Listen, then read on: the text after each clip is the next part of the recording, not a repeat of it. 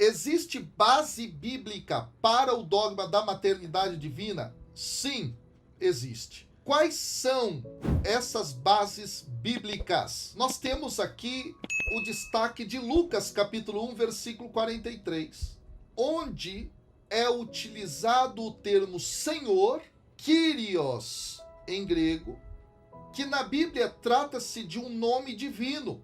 E neste sentido ele é aplicado a Deus, ele é aplicado ao Messias, e nesse sentido ele representa Deus, ao mesmo tempo é Deus. Olha que dado importante.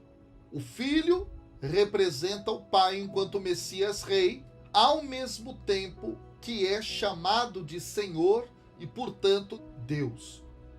Agora há um outro detalhe. Em Lucas capítulo 1, versículo 32, nos é dito: Jesus será grande e chamado Filho do Altíssimo. Se ele é Filho do Altíssimo, Maria, portanto, é mãe do Filho de Deus. Essa base ela é interessante aqui. O texto está operando sobre uma categoria messiânica do Antigo Testamento, Filho do Altíssimo, Filho de Deus designa o Messias, mas ao mesmo tempo também já aponta para aquilo que é a essência divina de Jesus, que é Deus totalmente, humano totalmente. A gente até usa a expressão 100% Deus, 100% homem. Então, dentro da Escritura, já está posta essa ideia.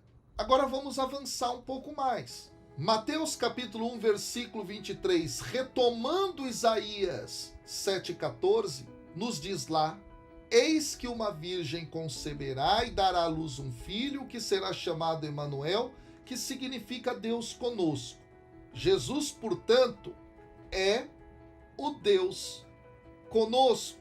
Sendo Deus conosco, isso diz respeito ao fato de que, se Maria é mãe dele, ela é necessariamente mãe de Deus. Agora, muita atenção nisso aqui, que é muito importante que a gente entenda. Maria é mãe do Verbo encarnado. O Verbo encarnado é Deus desde sempre com o Pai. Não deixando de ser Deus, se encarnou nesse ato da encarnação, sendo Maria mãe dele. Maria é mãe de Deus, não de Deus Pai. Isso é um dado importante, porque do ponto de vista da temporalidade, Maria nasce de um determinado momento e Deus é anterior a Maria. Isso é dado interessante e importante.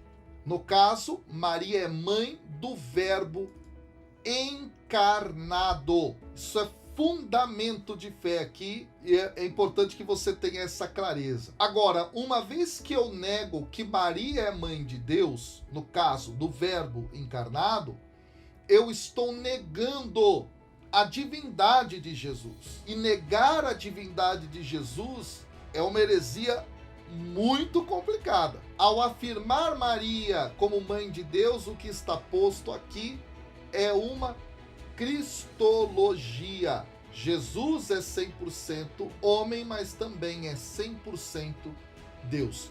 E isso tem a ver com aquilo que o magistério da igreja afirmou. É no Concílio de Éfeso, em 431, baseando-se justamente em toda essa teologia trazida no Novo Testamento, que ela será declarada Theotokos. Theotokos significa literalmente mãe de Deus, também conhecida com os termos Dei Genitrix e Dei Para. E aí, meus amigos, quando a gente olha para esse concílio, a gente observa que o concílio ele está se posicionando contra uma heresia, que era a heresia de Nestório, e Nestório ele será alguém que vai negar a divindade de Jesus.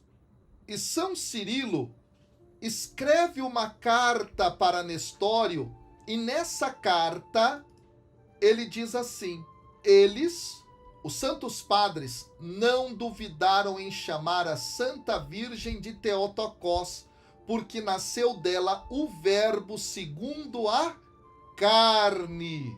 Olha que bonito isso. Então, a igreja tem clareza dessa realidade. São Cirilo está escrevendo a Nestório aqui.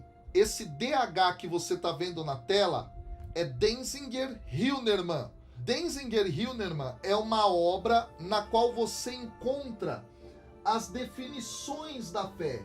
Tá aqui nos meus livros, eu não vou pegar agora não, tá? Mas o Denzinger Hühnermann é uma obra que você pode encontrar em livrarias católicas, onde você vai encontrar trechos de pais da igreja, de antigos credos. Então muita gente pensa assim: como é que eu encontro isso, professor? Você encontra isso no Denzinger Hühnermann, DH, ok? Denzinger é o nome de uma pessoa, Hühnermann é o nome de uma outra pessoa, o número é a referência que é posta dentro dessa obra. E essa obra Denzinger Hühnermann, ela funciona como catecismo da Igreja Católica. Você tem temas ali e números onde aquele tema é posto, tá? Então olha a dica que eu tô dando para vocês. Comprem o Denzinger Hühnermann, que vai enriquecer muito. E no Denzinger Hühnermann, continuando essa carta de Cirilo a Nestório, está posto lá. Cirilo escreve: se alguém não confessa que o Emmanuel é Deus, no verdadeiro sentido da palavra, e que por isso a Santa Virgem é Theotokos, porque gerou, segundo a carne, o Verbo que é de Deus, seja condenado. E aí a igreja pega isso e coloca na sua declaração nesse concílio de Éfeso em 431. Olha que bonito isso. Posteriormente, nós teremos essa definição sendo colocada no concílio de Calcedônia em 451, que está no Denzinger Hühnermann dos números 300 a 301. Nós temos, ao mesmo tempo, o Concílio de Constantinopla, o segundo, em 553. A referência está no Denzinger Hühnermann 427 e o terceiro Concílio de Constantinopla em 681. E a referência dessa afirmação está em Denzinger Hühnermann 555.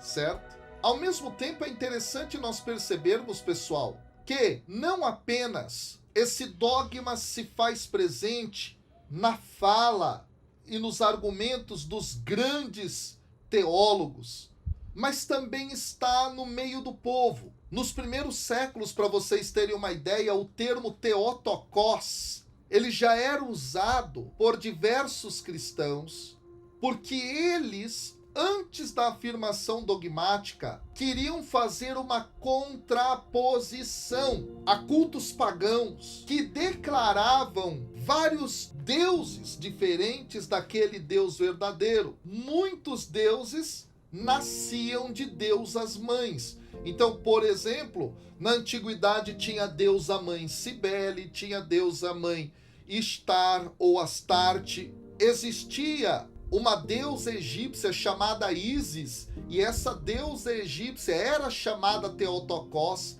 porque ela era mãe de Horus. E nesse sentido, ela era muito cultuada na antiguidade. O que os cristãos vão fazer? Vão dizer: não, Theotokos é, na realidade, Maria, mãe de Jesus, porque ele é o verdadeiro Deus e verdadeiro homem. Tá claro isso? Então a utilização inclusive dessa expressão Theotokos é uma expressão que estava na boca do povo.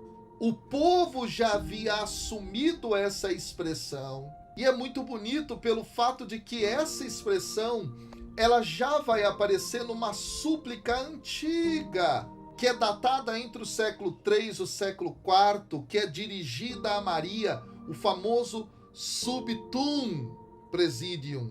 O Subtum Praesidium, você com certeza, bom católico, já deve ter rezado. É uma das orações mais antigas referentes a Maria. à vossa proteção recorremos, Santa Mãe de Deus. Então, já no meio dos fiéis, existe a expressão Maria, Mãe de Deus. Antes da declaração dogmática que traz à tona de forma ainda mais contundente a revelação presente nas Escrituras, já estava presente essa expressão. Então, olha que dado bonito. A gente já encontra, por exemplo, num grande teólogo antigo do cristianismo chamado Orígenes, em 253 depois de Cristo, ele já tinha aplicado esse apelativo à Virgem Maria, ele já havia utilizado essa expressão. Nós estamos falando aqui, gente, de 253 depois de Cristo. E hoje, para nós, esse título Mãe de Deus, ele é familiar. Ele faz parte da nossa devoção cotidiana. Ele está dentro daquilo que é toda a beleza da oração na segunda parte da Ave Maria. A Ave Maria, que inclusive é formada na primeira parte por 2 versículos bíblicos, na segunda parte é pautada nessa dogmática de Maria enquanto Mãe de Deus. Olha que coisa linda. Então, nesse sentido, o dogma de Maria enquanto Mãe de Deus, ele está presente dentro das Escrituras, ele é passado de geração em geração na tradição da igreja e no senso dos fiéis, e a igreja então vai estabelecê-lo de vez, não é? E isso por conta da heresia nestoriana. Tá bom, pessoal?